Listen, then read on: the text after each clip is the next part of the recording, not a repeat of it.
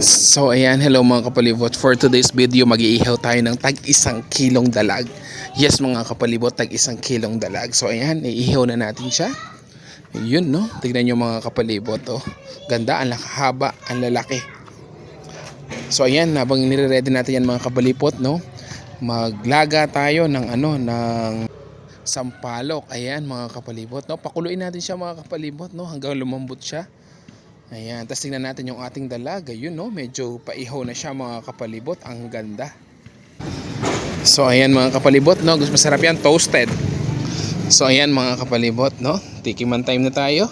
Ready na natin yung ating sausawan. Ayan, meron tayong bagoong sampalok at saka maraming sili. So ayan no. Yan, good morning mga kapalibot. Ayan. Yun no. Sarap niya mga idol. So yan, tikman natin siya sa may sausawan. Napakasarap nito mga kapalibot. Yun no.